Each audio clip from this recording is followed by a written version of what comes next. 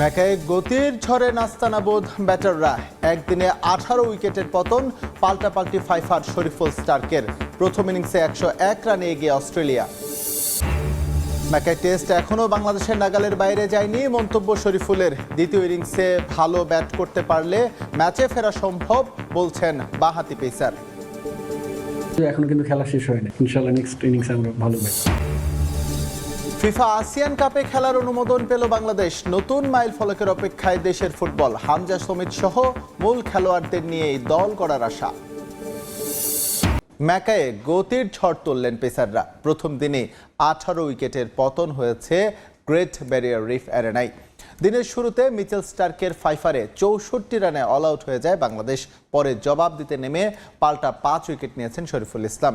8 উইকেটে 165 রানে দিন শেষ করেছে অজিরা। স্বাগতিকরা এগিয়ে আছে 101 রানে।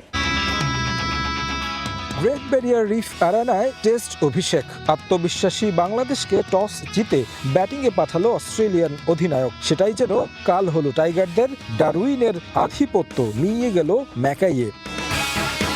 আগেই কিউরেটর জানিয়েছিলেন নতুন বলটা সামলাতে হবে দক্ষতার সঙ্গে। সেটাই করতে ব্যর্থ টিম টাইগার্স। বল পুরনো হওয়ার আগে নেই টপ মিডল অর্ডার। ইনিংসের প্রথম বলেই গোল্ডেন ডাক সাদমান ইসলাম। সকালের সূর্য বলে দেয় দিনটা কেমন যাবে। শুরুটা যেমন ভালো হয়নি তেমনই ছিলেন টাইগার ব্যাটাররা। মমিনুল এসে ধাক্কা সামলানোর চেষ্টা করেছেন, তবে স্টার্কের গতি আর সুইঙ্গে পরাস্ত হয়েছেন বারবার। আগের ইনিংসের সেঞ্চুরিয়ান তানজিদ তামিমও বুঝে উঠলেন না বাঁহাতির পেস। আউট হন 0 রানে। অধিনায়ক নাজমুল হোসেন শান্তর দুর্ভাগ্য, আম্পায়ার্স কলে তিনিও ফিরে যান ডাক মেরে। 9 রানে নেই 3 উইকেট। এরপর কিছুটা ছন্দ দেখানো মমিনুলও ব্যর্থ। উইকেট দিলেন স্টারকে। মুশফিক আর লিটনে ভরসা, কিন্তু জীবন পেয়েও লিটন পারলেন না রান করতে। 2 টেস্টে অজিদের মাটিতে এখনো তার নামের পাশে 0।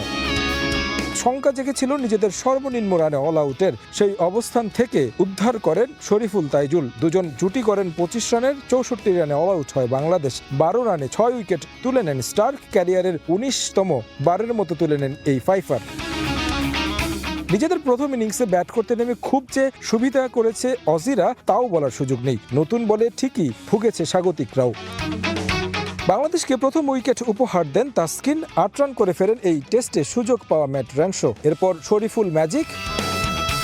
1 ওভারে তুলে নেন ট্রাভিস হেড ও মার্নাস লাবুশেনকে। 50 এর আগে 3 উইকেট হারায় অজিরা। এরপর স্মিথ ও ক্যামেরুন গ্রিন মিলে জুটি করেন। 77 রানের পার্টনারশিপে লিড নেয় স্বাগতিকরা। এরপর 2 ব্যাটার খেলেন ছন্দে, তবে থিতু হওয়া স্মিথকে ফেরেন শরীফুল। 42 রান করেন এই ব্যাটার। মিরাজ এসে প্রথম ওভারেই আঘাত হানেন, তুলে নেন অ্যালেক্স ক্যারির উইকেট। এরপর শরীফুলের তাণ্ডব। ওয়েবস্টার ও স্টারকে ফিরিয়ে ফাইফারের দেখা পান এই পেসার। কামিন্সও হন তার শিকার। 148 রানে 8 উইকেট নেই অজিদের। বাকি সময়টা নাথান লায়নকে নিয়ে গ্রিন চেষ্টা করেন লিড বাড়িয়ে নিতে। পেয়েছেন 50ও। অপরাজিত আছেন 51 রানে। অজিদের লিড 101 রানের। এদিকে ম্যাকাই টেস্ট একেবারে বাংলাদেশের নাগালের বাইরে চলে যায়নি। দ্বিতীয় ইনিংসে ভালো ব্যাট করলে ইতিবাচক ফল পাওয়া সম্ভব, এমনটাই জানিয়েছেন পেসার শরীফুল ইসলাম। 6 উইকেট পেয়ে দারুণ খুশি বাঁহাতি পেসার। স্টার্ককে পছন্দ করলেও আইডল মানেন মোস্তাফিজকে। তবে দল ভালো অবস্থানে না থাকায় কিছুটা আক্ষেপ তার। বাংলাদেশ বোলারদের প্রশংসা করেছেন মিচেল স্টার্ক। উইকেটের সুবিধা আর ভালো জায়গায় বল করায় 6 উইকেট পাওয়া সম্ভব হয়েছে বলে জানান এই অজি। একটাই বার্তা ছিল যে এখনো কিন্তু খেলা শেষ হয় নাই।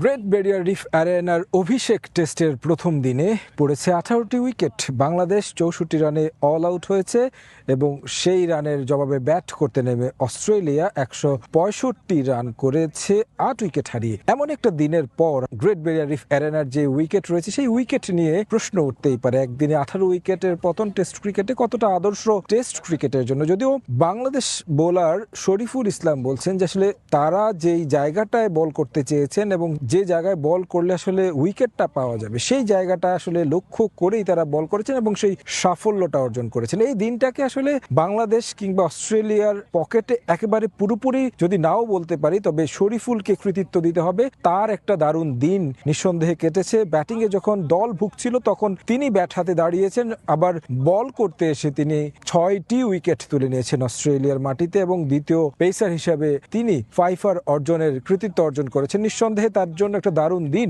তবে তিনি তাকিয়ে আছেন বাংলাদেশ দলের পরবর্তী ইনিংসের ব্যাটিং এর দিকে। ম্যাচটা নিয়ে এখনো পুরোপুরি আশাবাদী টিম টাইগার্স। এটা জাস্ট আমাদের একটা ব্যাড ডে, শুধু আমাদের না, দেখেন তারাও কিন্তু স্ট্রাগল করতেছে, ঠিক আছে। সো ইনশাল্লাহ নেক্সট ইনিংসে আমরা ভালো ব্যাট করব।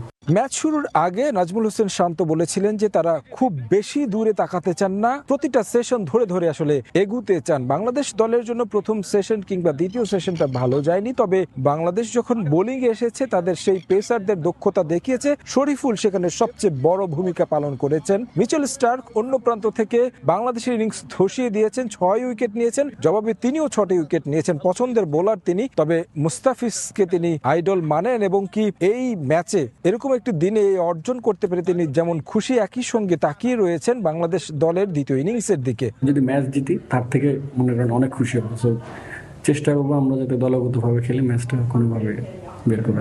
একটা প্লেয়ার এক রকম বোলিং রান আপ, তারপরে বাট ওনার বোলিং এমনি ভালো লাগে। আইডল তো মুস্তাফিজ ভাই দেশের, বাট সুইং হিসেবে ওনাকেও আমি অনেক পছন্দ করি। সো তার সাথে খেলতেছি একই ম্যাচে, সেও 6টা পেস আমি পাইছি, এই দিক দিয়ে খুব ভালো লাগতেছে। বাংলাদেশ দলকে গ্যাবায় আমন্ত্রণ না করলেও একেবারে সেই রকম একটা ভাইব ছিল এই ম্যাকাইয়ের উইকেটে প্রথম দিনে অন্তত। যেভাবে আসলে টেনিস বল বাউন্স হয়েছে, সুইং হয়েছে, একেবারে নতুন বলে ক্রিকেটাররা যেভাবে পরাস্ত হয়েছেন এবং টসটা অস্ট্রেলিয়া জেতার ফলে যে সুবিধাটা পেয়েছেন একেবারে ভালোভাবে কাজে লাগিয়েছেন। মিচেল স্টার্ক প্রেস কনফারেন্সে এসেছিলেন ম্যাচ পরবর্তী, তিনি আসলে যেমনটা বললেন একেবারে গ্যাবার উইকেটের মতোই প্রথম দিনের উইকেটটা ছিল ম্যাকাইয়ের। তিনিও স্বাচ্ছন্দ্য বোধ করেছেন এই উইকেটে বল করতে পেরে। যদিও অজিদের ব্যাটিং নিয়ে এখনো তিনি আশাবাদী, আরো একটু বড় লিড নিতে চায় তারা এবং দারুণ খুশি এই ম্যাচে 6 উইকেট তুলে নিতে পেরে। আমরা আমাদের পরিকল্পনা মতো খেলতে পেরেছি, যেমনটা ধারণা ছিল উইকেটটা একেবারে গ্যাবার মতোই। এখানে ধৈর্য ধরে টিকে থাকাটাই আসল। বাংলাদেশও ভালো খেলেছে, সময় গড়ানোর সাথে সাথে ম্যাচের পরিস্থিতি বোঝা যাবে। মিচেল স্টার্ক যেভাবে আসলে এই উইকেটটায় বল করে স্বাচ্ছন্দ্য বোধ করেছেন, একই সঙ্গে শরীফুলের বলেরও প্রশংসা করেছেন। বাংলাদেশও ভালো জায়গায় বল করে উইকেট তুলে নিয়েছেন বলেও জানান।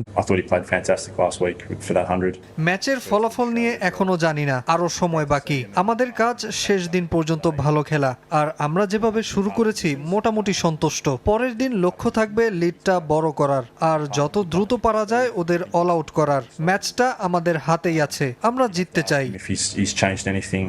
প্রথম দিনটা গেছে বাঁহাতি পেসারদের দখলে, দ্বিতীয় দিনে আর 2টা উইকেট তুলে নিতে হবে টাইগারদেরকে। সেই 2 উইকেট তুলে নিয়ে বড় একটা সংগ্রহ দাঁড় করাতে হবে, তবেই ম্যাকাই টেস্টে পুনরাবৃত্তি করা যাবে ডারউইনের সেই ঐতিহাসিক জয়ের।